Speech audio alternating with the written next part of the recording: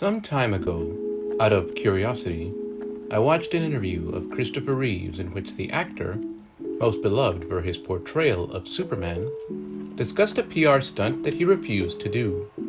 According to Reeve, Superman's presence had been requested at a college football game, this being back when his iteration of the character was at the height of its popularity. Reeve refused.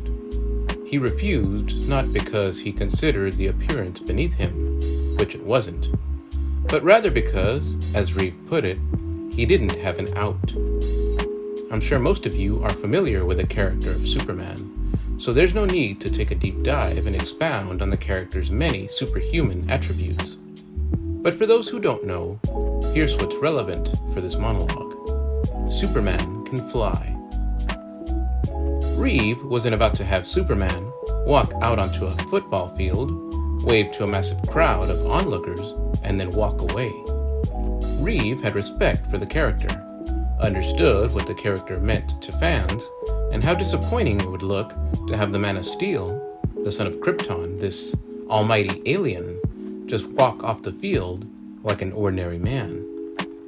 From all the allure and mystique of the mythos embedded in the comics, to the countless hours devoted by practical effects teams to make the impossible seem possible inside a movie studio, to undermine all this for a marketing gimmick?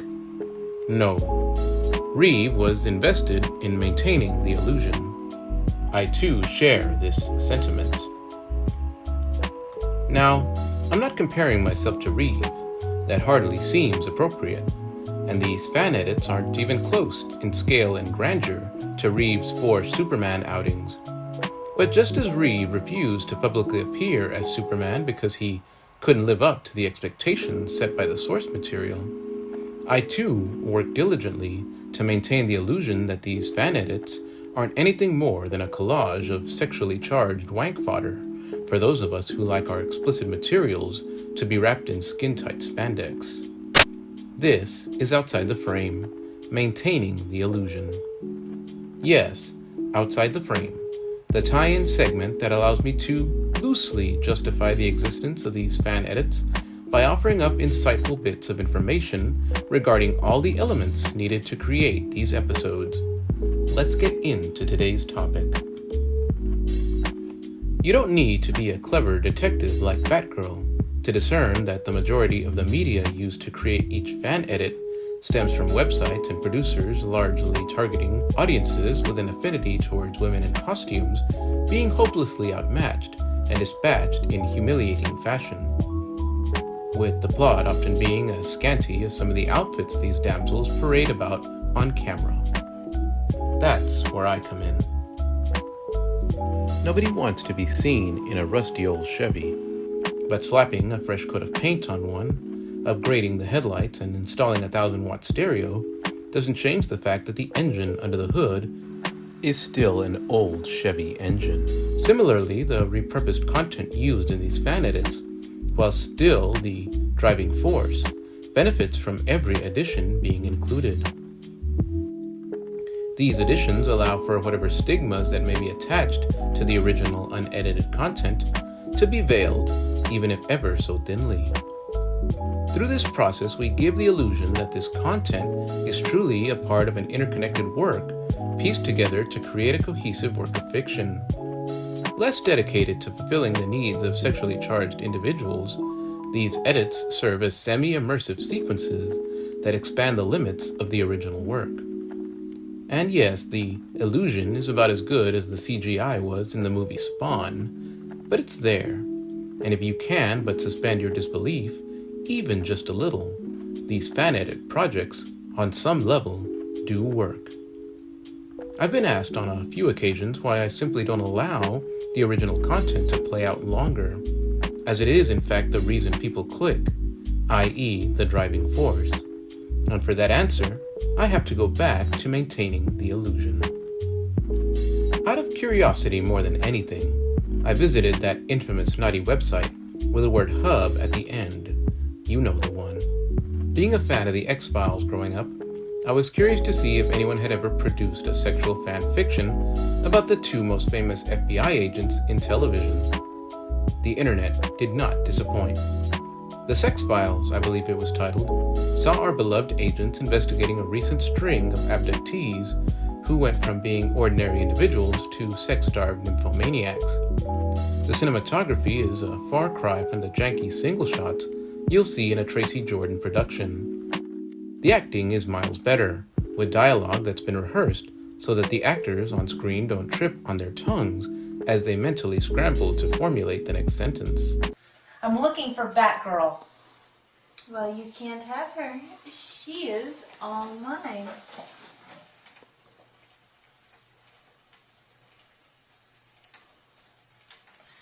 Hello? That doesn't look like... that... She looks like Batgirl to me!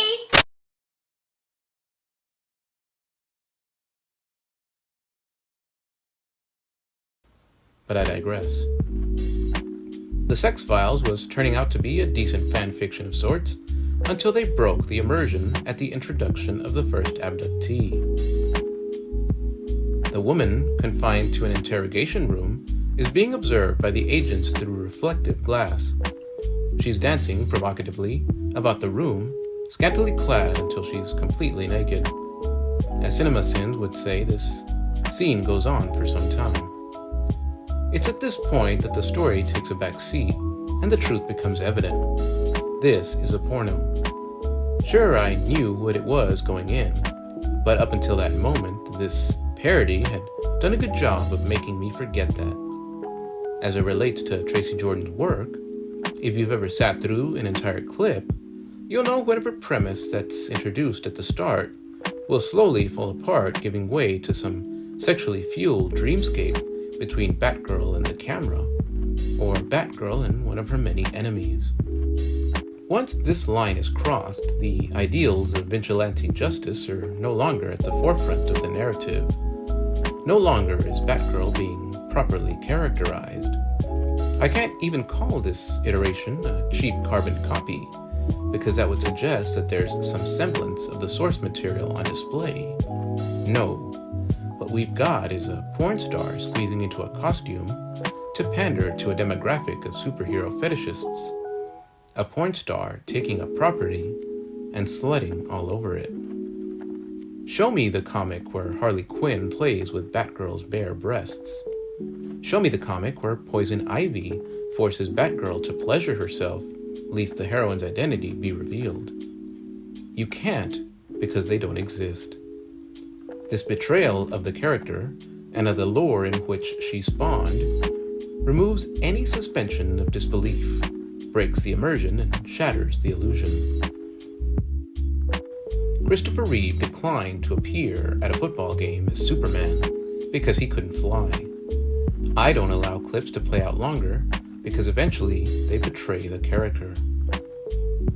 When putting together a fan edit, there's always one thing I ask myself when repurposing content. In service to the story I'm trying to tell, how much is enough? How far can I bend the pencil before it snaps? Finding herself on the short end of the stick on many occasions, Tracy Jordan's Batgirl is often subdued and bound to await some gruesome fate. Unedited, these sequences of knockouts and bondage eat up tons of runtime. And given the intended purpose of the original content, I understand why the focus is primarily on these segments. But as it's in service to the story I'm trying to tell, a drawn-out bondage sequence isn't required to get the point across. Once the villain introduces some rope to our incapacitated heroine, it's pretty much game over. Extracting the excess allows us to keep this scene purposeful, with the basis of the scene's existence remaining intact, thus fabricating integrity. Now I know Tracy Jordan hardly looks like a formidable vigilante in one of the toughest comic book cities imaginable, yet I'm willing to let that slide.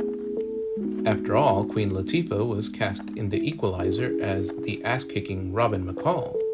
Here's her in action. Why don't you let that girl go? And I'll let you walk out of here. She's overweight and over 50, but this series would have us believe that she can take on several men of seemingly superior strength all on her own and barely break a sweat in the process. Or how about the new Hulu series, This Fool? In one of the promotional trailers, it suggested this man is 31. Well, if he's 31, I'm still in high school.